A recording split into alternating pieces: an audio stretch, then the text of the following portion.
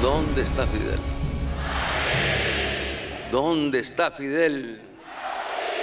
Leaders of other nations coming to Cuba's capital to mourn the loss of Cuba's former leader, Fidel Castro. About 20 leaders joined the thousands of people who have been mourning him and even waiting in long lines to bid a final farewell to Fidel Castro at La Plaza de la Revolucion. Among the crowd, Elian Gonzalez, a face we know here in South Florida all too well. And this morning, the Cuban community right here in South Florida will all come together to rally. We have live team coverage. Local 10 News reporter Ben Kennedy is live in Little Havana with that side of the story.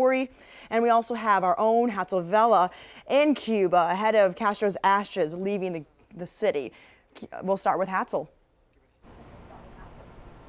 Cheyenne, Eric, I can tell you that on the way into where we are located in Old Havana, folks were lining up already. This is part of the caravan that is expected to take off from the Jose Marti Memorial at 7 a.m. this morning. So you can see in this video, fresh video that we just taped minutes ago, people there waiting. They've been waiting for several hours now. A lot of these are the same people that attended the rally last night. This was a massive rally. You can see some pictures there as well. Hundreds of thousands of people at the Plaza de la Revolucion, where they heard, as you mentioned, from several Latin American and international world leaders, folks like Nicolás Maduro of Venezuela, Evo Morales of Bolivia, Rafael Correa of Ecuador, and Daniel Ortega of Nicaragua, all paying tribute to Castro in their own way, with their own voice, talking about their own experience of the former Cuban leader. From the U.S., we did see two key folks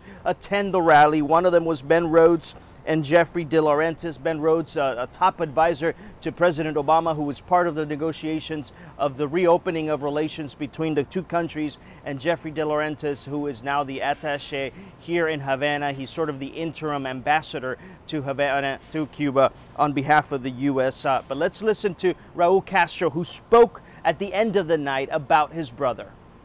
Fidel consagró toda su vida a la solidaridad. Fidel dedicated his whole life, his solidarity, to a cause of revolution, by the humble, from the humble, for the humble, as a symbol. All right, and let's once again talk about the route of the caravan, that will take off excuse me, at 7 a.m. this morning. I can tell you it is the same route that Castro took when he came into the city in 1959, except it is on the reverse. So he's going back to the eastern side of the country, as he once did when he came to power here in Havana. Cheyenne and Eric? Well, Hatzel, you talked a little bit about the importance and the significance of the route, but tell us a little bit more about the importance and significance of the burial place in Santiago de Cuba, especially to the Cuban people. Yes, it is highly significant because if you look at Cuban history, the cemetery where he will be buried is filled with folks who have a high profile, have a huge role when it comes to Cuban history. People like Jose Marti, who is buried at that specific cemetery. We have actually been there before. We went there as part of the tour when that first cruise ship came from America, and that was one of the highlights for folks, American folks on the ship, to visit when they were in Santiago. So it is very historically significant.